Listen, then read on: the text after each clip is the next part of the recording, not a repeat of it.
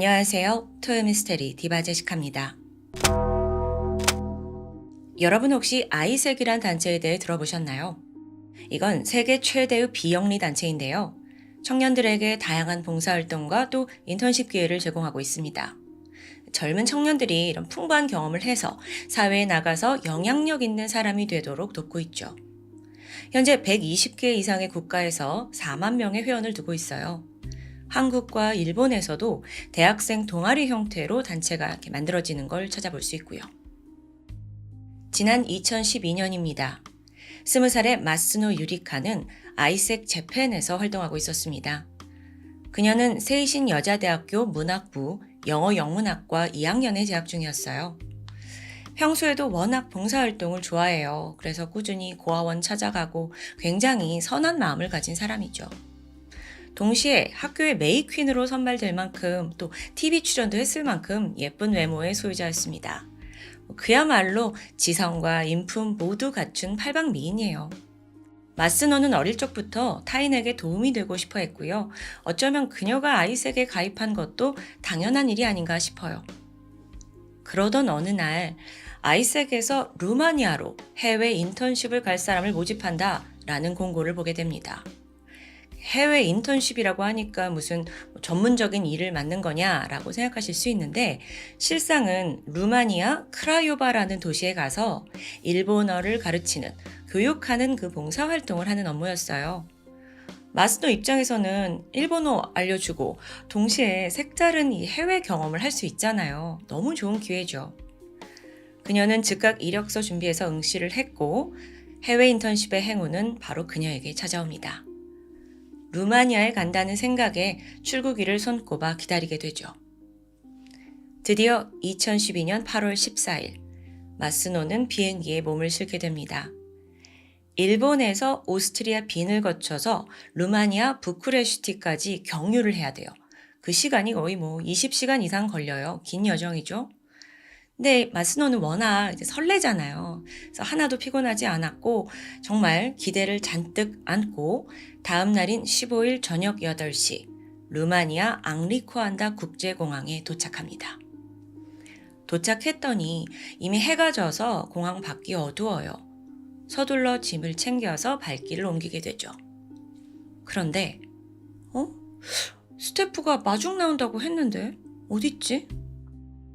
약속대로라면 현지에 있는 스태프가 그녀를 데리러 오기로 되어 있습니다. 근데 아무리 둘러봐도 자기 이름을 들고 있는 그런 사람의 모습이 보이지 않는 겁니다. 당황해하고 있을 무렵인데 띵 하고 핸드폰에 이메일 한 통이 도착해요. 너무 미안한데 그 스태프한테 무슨 일이 생겨가지고 미처 나오지 못한다는 연락입니다. 여기에 다른 사람을 대신 보내겠다는 말은 없었고요. 마스노는 너무 당황했어요. 왜냐면 지금 도착한 이곳이 최종 목적지가 아니거든요. 다시 공항에서 240km나 떨어진 크라요바에 가야 합니다. 혼자서요. 게다가 루마니아라는 국가가 치안이 그렇게 좋은 곳은 아니잖아요. 여자 혼자 가야 되는데 좀 두렵고 또 황당하죠. 하지만 그 당시로선 다른 선택권이 없었습니다. 평소 마스노가 굉장히 발랄한 성격이었는데 그녀답게 일단 공항에서 도착을 알리는 트위터 글을 하나 업로드하게 돼요. 루마니아에 왔는데 심야 전철을 3시간이나 타야 해. 그게 최대 불안 요소지만 아무튼 무사히 도착한다면 기적일 거야. 이 이제 글을 보면 약간 걱정하는 마음이 이제 녹아나죠. 또 어느 정도 기대를 품은 것 같기도 하고요. 이어서 마스노는 구글 지도를 꺼냅니다. 그리고 공항에서 어떻게 크라요바로 갈지 그 방법을 막 모색해요. 보니까 일단 택시를 타고 30분 거리에 있는 노르드역에 가는 게 중요합니다. 그 역에 가서 심야 전철 타고 3시간 정도면 크라요바에 도착할 수 있더라고요. 그래, 할 수 있어! 하고 이제 마스노가 캐리어랑 배낭을 챙겨서 택시 승강장으로 향하게 됩니다. 그렇게 한참을 이동하던 중이었어요. 갑자기 Hello, where are you going? 어디 가는 거예요? 가는 방법 알려줄게요. 한 남성이 친근하게 영어로 말을 겁니다.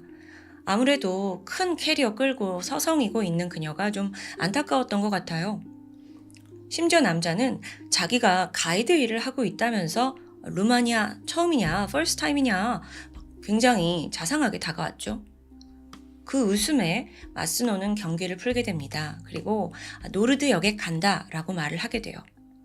그러자 남자가 택시 승강장까지 그녀를 직접 안내해 줍니다. 그런데 가는 길에 또 대화가 이어졌죠. First time? Oh, station is very complicated. Are you okay? 그러니까 네가 가려는 역이 되게 복잡하대요. 그 길을 잘 찾을 수 있겠냐 걱정을 하는 거죠. 그래서 마스너가 웃으면서 괜찮다 괜찮다 오케이 할 수 있다. 자, 그러자 남성이 말하길 Me, you, go together, okay? I know direction very well. 그러니까 너랑 나랑 같이 가자 역으로. 그리고 크라요바까지 가는 길을 자기가 잘 알려주겠다라는 제안입니다. 다소 좀 과한 친절 같긴 한데 이때 마스노는 와, 루마니아 사람들은 다 이렇게 이런가? 친절하네. 근데 나도 사실 여기 도착해서 잘 모를 수 있는데 거기서도 헤매면 어쩌지? 가이드라니까 도움을 좀 받을까? 라는 생각이 들었고요. 결국 고맙다면서 제안을 수락하게 되죠. 잠시 후 두 사람은 함께 택시에 탑승합니다. 한편 일본에 있던 마스노의 여동생이 초조하게 언니의 전화를 기다리고 있어요. 잘 도착했다는 연락은 받았고 트위터도 확인을 했죠. 근데 이상하게 그 다음부터 소식이 없는 겁니다. 수차례 전화도 하고 문자를 보냈지만 통 연락이 없어요. 결국 가족들은 아이색 재팬 쪽에 문의를 해요. 아니 그렇게 먼 곳으로 또 다시 이동을 한다 들었는데 잘 도착했는지 핸드폰이 안 터지는 거냐, 왜 연락이 안 되냐. 그러자 아이색 측은 걱정 마셔라, 현지 스태프가 잘 마중 나갔다 라는 말만 되풀이합니다. 근데 가족들의 불안감은 좀처럼 사그라들지 못하죠. 그렇게 하염없이 딸을 기다리다가 이틀이 지나게 돼요. 그제서야 아이색 측은 현지에서 급히 마스노의 실종 신고를 접수합니다. 또 일본에 있는 가족들은 그저 딸이 무사히 돌아오기만을 간절히 기도했고요. 하지만 그 바람은 이루어지지 않았습니다. 마스노가 루마니아로 간 지 3일 만인 8월 17일 코르베안카 숲 인근에서 젊은 동양 여성의 시신이 발견된 겁니다. 그런데요, 상태가 정말 끔찍했죠. 8월의 더운 여름 날씨에 시신이 굉장히 부패가 많이 진행되어 있었어요. 근데 무엇보다도 시신의 얼굴 가죽 일부가 도려내져 있습니다. 근데 여러분, 이건 빙산의 일각이에요. 얼굴을 포함해 온 몸에 구타의 흔적이 시퍼렇게 남아 있었는데요. 얼굴은 그 당시에 알아보기 힘들 정도로 띵띵 부어 있습니다.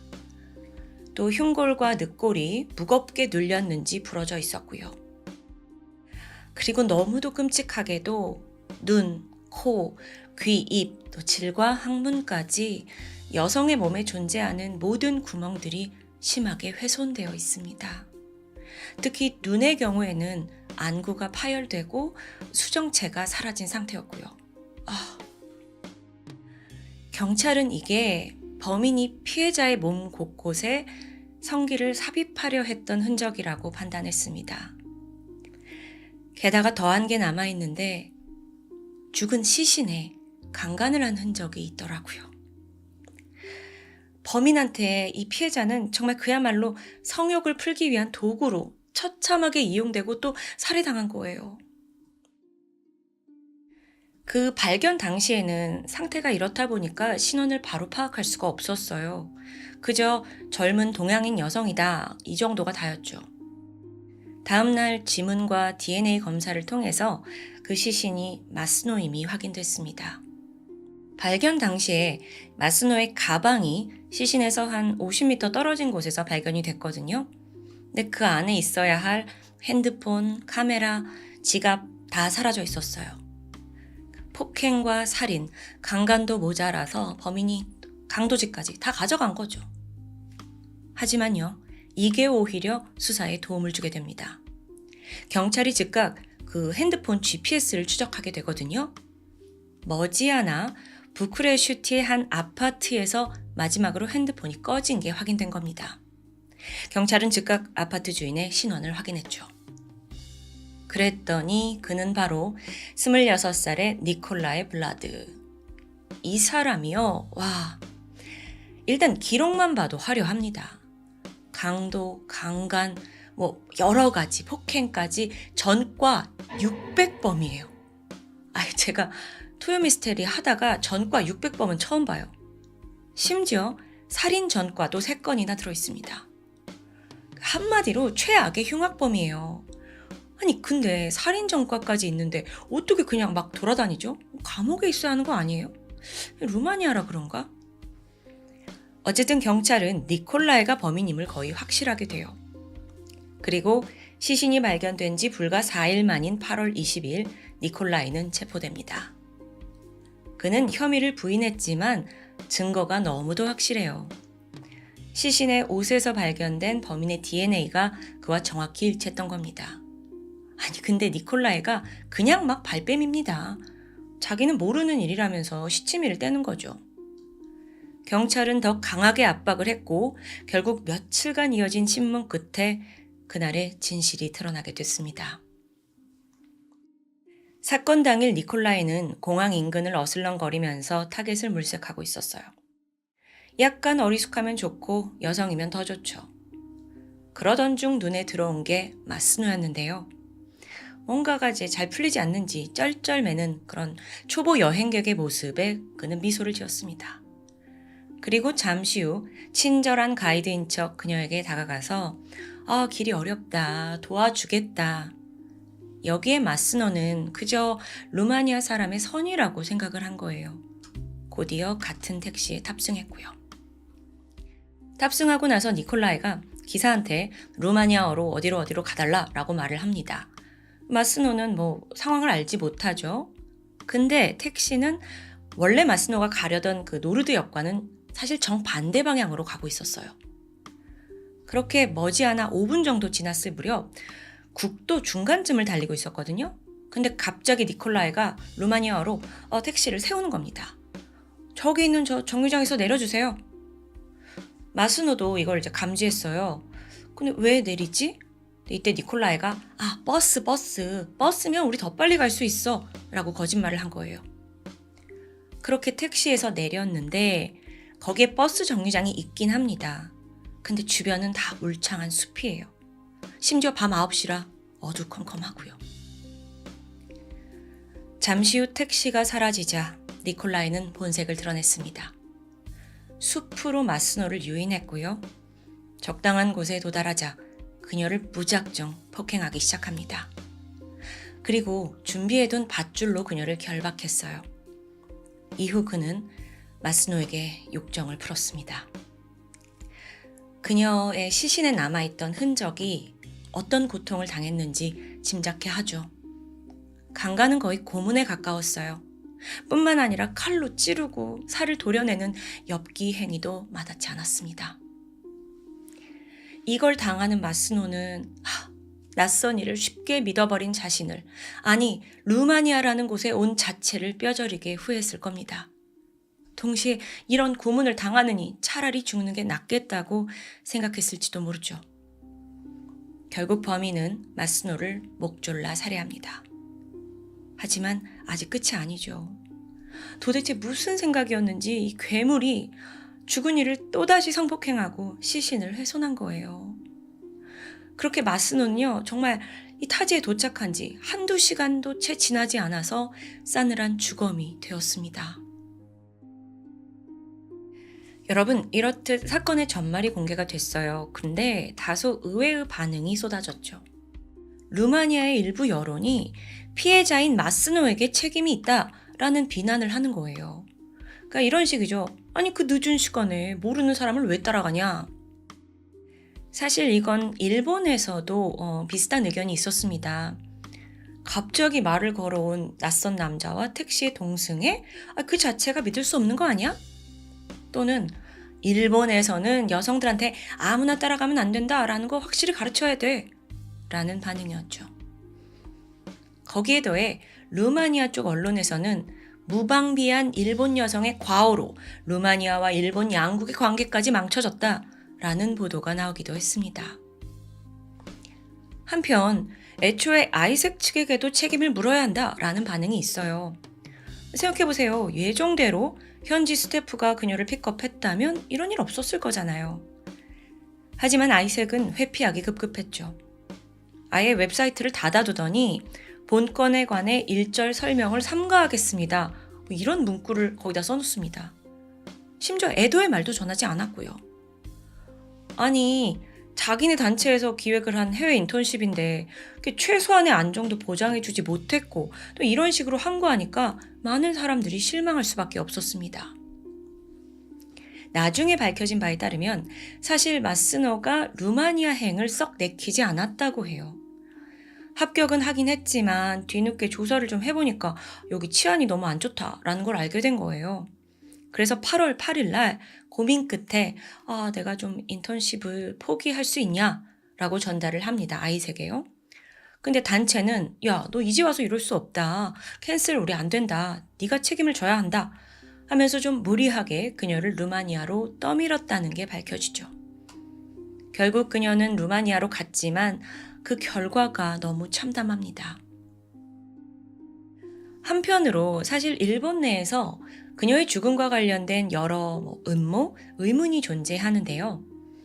마스노를 잘 아는 지인들은 평소에 걔가 굉장히 꼼꼼하고 계획적이다, 소위 제2 성향의 사람이었다고 해요.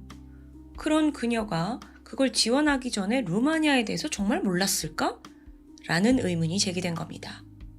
그러면서 나온 게 사실 다른 합격생이 있었는데 그 학생이 좀 영향력이 크대요. 아이색에서. 그러니까 아이색에서 더 좋은 국가를 그녀에게 배정하고 마스노에게는 좀 선호하지 않는 치안이 안 좋은 루마니아를 가게 한 거다라는 의견도 있었습니다. 물론 이게 전해지는 바이기 때문에 완벽하게 증명된 건 아니에요. 그런데 어쨌든 그녀가 정말 본인 의지로 간 거냐? 여기가 찜찜하게 남아있죠. 다시 사건으로 돌아와서 범인 니콜라이가 재판대에 올랐어요. 그리고 종신형을 선고받았죠. 이제 영원히 사회에서 격리된 겁니다. 사실 이번 사건을 제외하고도 루마니아에서는 외국인들을 상대로 수많은 범죄가 벌어지고 있다고 해요. 특히나 택시가 거기에 많이 이제 이용되는데 바가지 씌우는 건 기본이고요. 끌고 가서 납치해서 폭행, 강도, 살인까지. 워낙 치안 안 좋고 또 국가 경제도 불안한 곳이다 보니까 외국인한테 한탕 해먹겠다라는 생각인 거죠. 루마니아 정부는 이런 상황을 좀 손 놓고 바라보다가 최근에서야 공항에는 오직 검증된 택시만 들어가게 할게. 검증된 택시만 운행해. 라는 조치를 취했대요.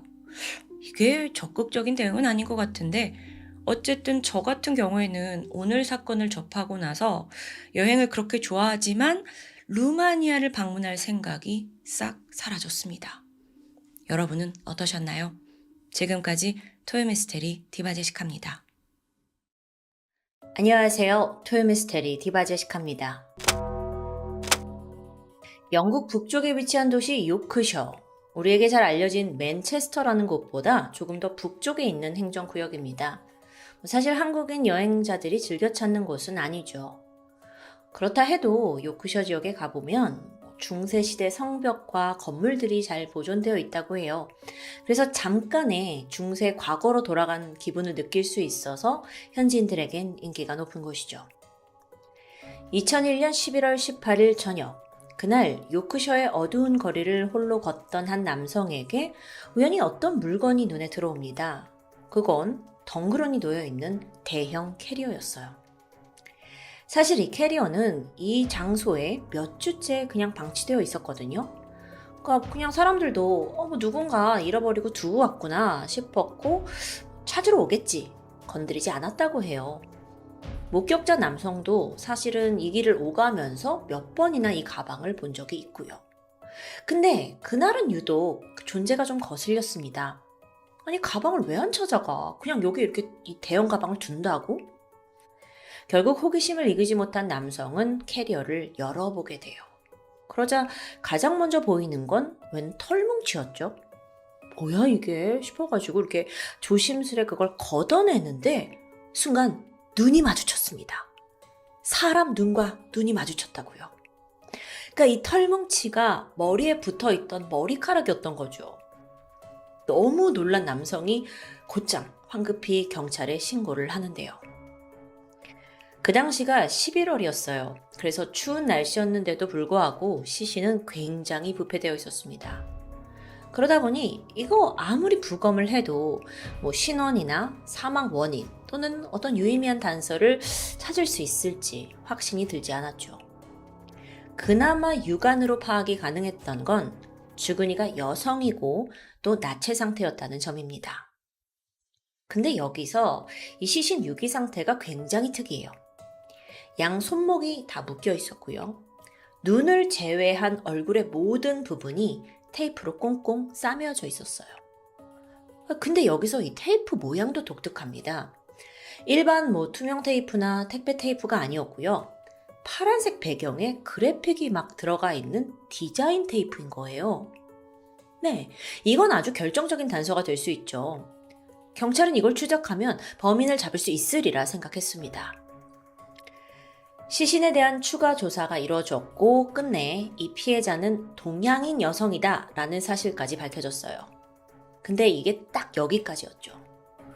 도대체 그녀가 누구인지 신원을 알만한 유류품이 전혀 나오지 않았고요.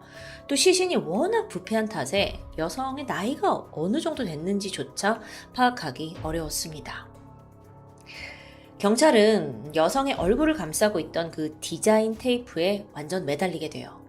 끈질기게 출처를 조사해봤죠.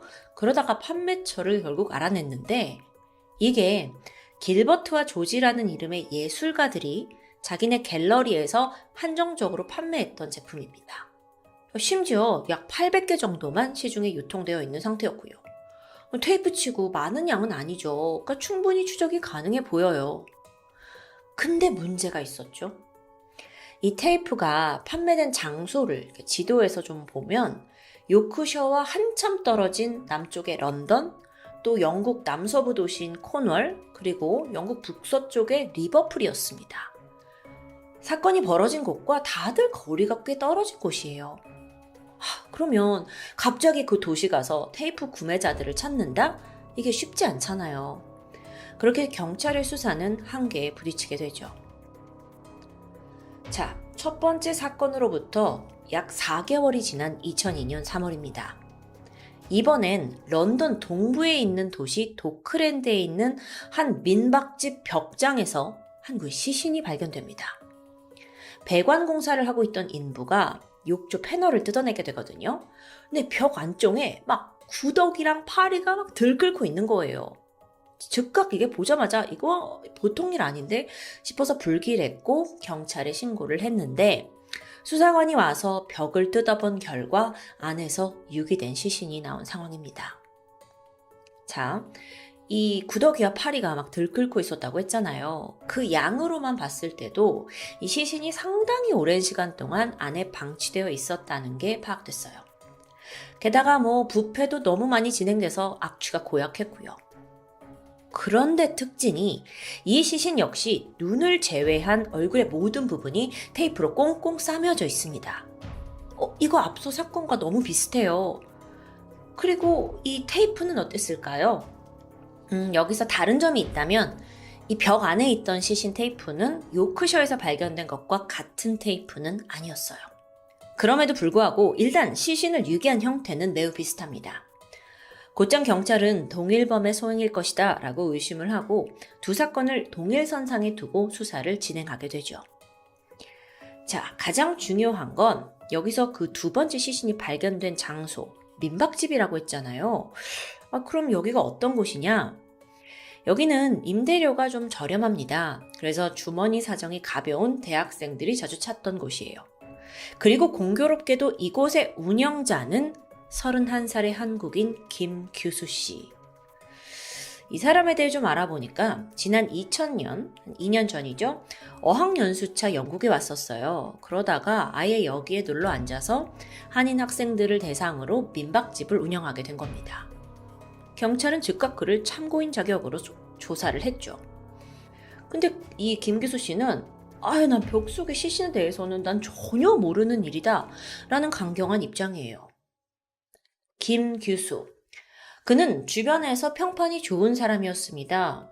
지인, 이웃들 다들 김씨 평소에 되게 친절하고 또 잘 웃고 다정하잖아 라고 입을 모았죠. 세입자들과의 갈등도 없습니다. 자, 이 사람이 지금 용의자인데 뭔가 평판은 좋아. 근데 이렇게 용의자를 추리기에 앞서 경찰은 우선 벽장 속에서 발견된 시신의 신원도 파악을 해야 돼요. 근데 이게 또 엄청 부패됐다고 했잖아요. 그래서 이번에도 단서가 없습니다. 심지어 사망 시기조차 파악하기 어려웠고요. 이걸 어쩌나 경찰이 고민하던 중에 생각의 회로를 살짝 바꾸게 되죠. 누군가를 섭외하게 되는데 그게 다름 아닌 곤충학자입니다. 벽장 속에서 발견된 파리들, 그 파리가 어떤 종류인지 연구를 시작한 거예요. 왜 그랬냐면 시신에 꼬이는 파리는요, 사망 시기에 따라서 종류가 다르다고 합니다. 그래서 곤충학자가 참여를 해서 어떤 파리였느냐, 그럼 그 파리가 여기에 어느 정도 됐느냐 막 연구를 했어요. 그 결과 해당 시신은 사망하고 4개월 정도가 지났다는 결과를 도출해낼 수 있게 됐죠. 자, 4개월 전이다. 그렇다면 이게 시기적으로 요크셔에서 발견된 시신과 비슷한 때에 사망했다고도 말할 수 있을 텐데요. 여기에 추가적으로 이 시신의 인종이 나옵니다. 동양인 여성이에요. 동시에 그 첫 번째 요크셔 피해자 연령대를 알 수 없다고 했잖아요. 근데 더 연구를 해서 결국 그녀가 20대 초중반으로 추정된다는 정보도 얻게 됩니다. 동양인, 젊은 여성들의 잇따른 죽음. 근데 사실 제가 여러 가지를 말씀드린 것 같지만 사실 그렇지 않아요. 굉장히 단서가 좀 적거든요. 그러니까 여전히 수사는 쉽지 않았죠. 경찰은 고민에 빠졌고 어쩌나 싶어서 다시 초심으로 돌아가서 현장의 증거들을 샅샅이 모으기 시작합니다. 그 과정에서 주목을 받은 건 요크셔에서 그 시신을 담고 있던 바로 대형 캐리어, 특히나 캐리어의 제조사였습니다. 알고 보니 그 가방이 한국에서 만들어졌더라고요. 그래서 즉각 영국 경찰이 한국에 수사 협조를 요청하게 되죠. 그런데 또 이때쯤 마침 한국에서도 이 유럽에 갔다가 실종된 젊은 여성 사건에 대해 조사를 하고 있던 참이었습니다. 그녀가 바로 21살의 진효정 씨. 프랑스 유학을 하고 있던 중이었어요. 그러다가 며칠간 영국으로 여행을 갔다는데 그 뒤에 연락이 두절된 상황이었죠. 자, 영국 경찰은 그 진효정 씨가 혹시 이 요크셔 사건의 피해자가 아닐까 싶었습니다. 그래서 한국 경찰에 지문 정보를 요청했어요. 자, 그렇게 요크셔에서 발견된 첫 번째 시신에 아주 미세한 쪽지문이 남아 있었거든요. 그 쪽지문과 한국에서 가져온 정보, 진효정 씨에 대한 정보를 대조하게 돼요. 그 결과는 일치. 참고로 한국에서는 주민등록증 등록할 때 10손가락 지문을 모두 채취하잖아요. 이게 큰 도움이 됐다고 합니다. 그래서 미세한 지문만 남아 있었는데도 신원 대조가 가능했던 거예요. 자, 그렇게 첫 번째 신원이 밝혀졌고 곧이어 두 번째 시신의 신원도 밝혀지는데 지난 2001년 12월 영국에서 실종 신고가 접수된 한국인 여성이 있더라고요. 그녀의 이름은 송인혜 씨. 송 씨는 지난 12월 7일 날 지인과 마지막 통화를 했는데 나 런던의 타워 브릿지에 있어 라고 말을 했습니다. 근데 이걸 끝으로 연락이 두절됐죠. 게다가 결정적으로 송 씨는 그 시신으로 발견된 장소, 김 교수의 민박집에 투숙하던 유학생이었습니다. 경찰은 급하게 한국에 거주하고 있는 송 씨의 부모와 이 시신의 DNA를 대조했고 그 결과는 일치합니다. 정리하자면 두 구의 시신은 모두 한국인 여성. 게다가 송인혜 씨는 김 교수가 운영하는 민박집에 머물렀죠? 그런데 여기서 첫 번째 피해자 진효정 씨의 경우는 아니에요. 어떤 연관성이 있을까 더 추적을 했죠. 그랬더니 이 김 교수가 사실 영국 내에서 민박집을 2개 운영하고 있더라고요. 진 씨가 여행차 영국에 왔습니다. 그리고 홀본이라는 도시에서 그 단기로 민박집에 투숙을 했는데 거기가 김 교수가 운영하던 곳이었던 거예요. 서둘러 경찰이 진 씨가 머물렀던 그 방에 가보는데 그곳은 이미 혈흔으로 가득했습니다.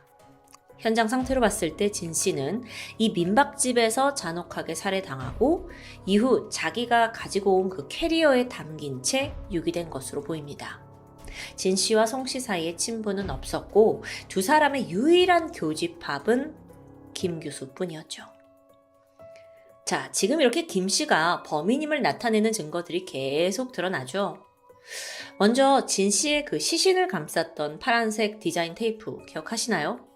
알고 보니까 이것 또한 김 교수의 일본인 여자친구가 소유하고 있었던 겁니다. 경찰 조사를 해보니까 여자친구가 얼마 전에 일본에 다녀왔대요. 근데 그 다녀온 사이에 테이프의 양이 현저히 줄어 있었다라고 진술을 하게 돼요. 또한 김 교수가 빌렸던 렌트 차량의 트렁크에서 혈흔이 발견되거든요.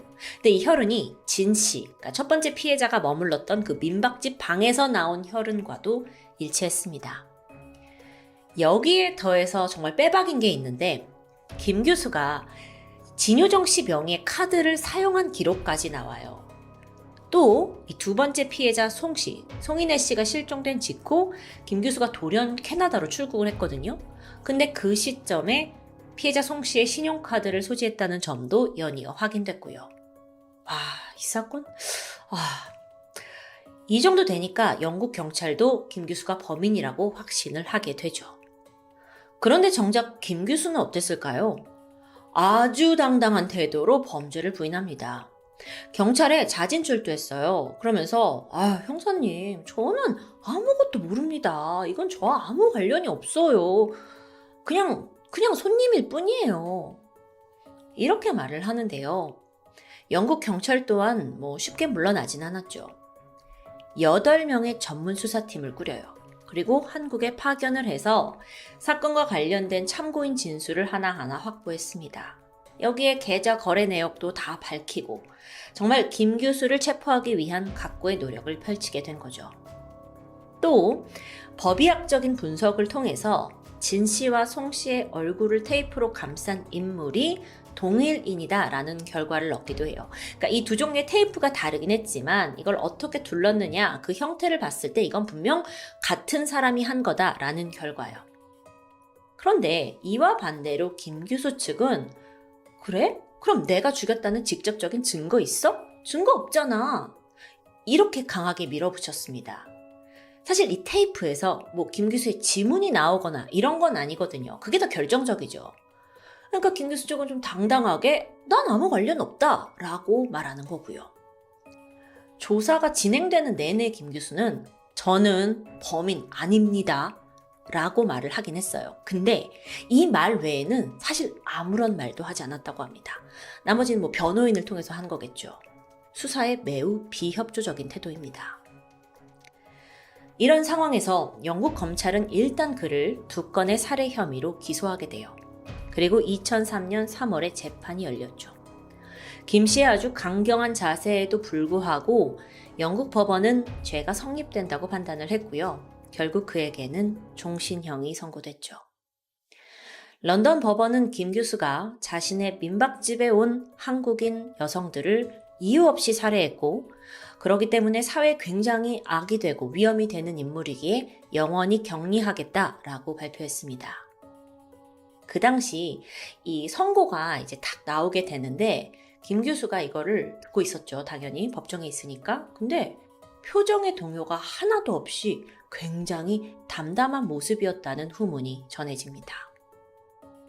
그럼 이쯤에서 살인의 동기가 뭐였을지 궁금합니다.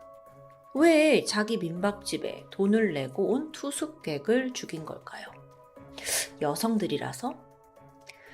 수사 초기에는 그가 금품을 노리고 피해자들을 살해한 것으로 봤어요. 피해자들의 신용카드 쓰고 현금 인출하고 이런 정황들이 있으니까 이건 금품이 목적일 것이다 라고 생각했던 거죠. 근데 조사가 계속되면 될수록 어쩌면 김 교수가 그보다 더 악랄한 인간이 아닐까라는 의심이 들기 시작하는데요. 범죄 전문가들이 추측컨대 그의 살인은 단순히 돈 때문만이 아닌 것 같아 보입니다. 성적인 이유도 아니었어요. 그는 그저 피해자들이 서서히 죽어가는 것을 보면서 쾌락을 느끼는 사디스트적인 욕정을 추구한 것이 아닌가라고 추정됩니다. 자, 제가 왜 이런 것 같다, 추정이다 라고만 말을 하냐면 실질적으로 이 모든 게 가정이에요. 왜냐면 김 교수는 입을 열지 않습니다. 나는 잘못이 없다라는 말 외에 입을 꾹 담고 있으니까 도저히 범행 동기를 끝까지 알아낼 수 없었던 겁니다. 한국인 김 교수, 그는 지금까지도 영국 감옥에 복역하고 있습니다. 그리고 여전히 살해 동기에 대해서는 그 어떤 말도 꺼내지 않아요. 때문에 진 씨와 송 씨의 가족들은 소중한 딸이 왜 낯선 타국에서 그렇게 죽어야 했는지 그 이유를 알지 못하는 상황이죠. 어쩌면 범인이 입 뻥끗하지 않는 이유가 자기가 여전히 무죄라고 스스로 믿고 있기 때문은 아닐까요? 마지막으로 첫 번째 피해자 진효정 씨는 프랑스 리옹 대학에서 불어를 배우고 있었습니다. 열심히 삶을 살다가 잠시 방학을 맞아 영국 여행을 즐기러 갔다가 끔찍한 변을 당했던 거죠. 또 다른 피해자인 송인혜 씨는 런던에 있는 길드홀 대학에서 호텔 경영학을 공부하고 있었습니다. 이 두 사람 모두 타지에서 자신의 꿈을 위해 매진하던 청년들이에요. 혹시나 해외 생활을 경험해 본 분들이라면 공감을 충분히 하실 텐데, 이렇게 외국에서 만난 이 내 나라 사람, 이건요, 그 존재만으로도 큰 의지가 됩니다. 한국 사람이다, 한국 사람이다, 이렇게 찾게 되잖아요. 특히나 이 피해자들에게 민박집 주인이 한국인이라는 것만으로 어딘가 되게 안심되고 또 한국인의 정까지 느꼈을지도 모르죠. 심지어 여기서 송인혜 씨는 이 김 씨 범인 집에서 거주를 하면서 평소 집주인과 대화도 잘 나누고 가까운 사이였다고 전해집니다. 그런 친절한 한국인 집주인이 끔찍한 살인을 저지르고 그녀를 벽에 유기한 거예요. 또 다른 투숙객은 가방에 유기해서 길에 던져줬고요. 참 믿을 사람 없죠? 사건이 벌어진 지 어느덧 20년이 넘게 흘렀습니다. 여전히 해외에 살고 계신 한인 교민들 사이에서 이런 말이 우스갯소리처럼 떠돌고 있습니다. 외국에서는 오히려 한국인 믿으면 안 돼. 더 무서워. 오늘 김규수 사건은 아는 한국 사람에게 철저히 발등 찍혔다는 걸 여실히 증명하고 있는 듯한데요. 고인이 된 피해자 두 분의 명복을 빌겠습니다. 지금까지 토요미스테리 디바제시카였습니다.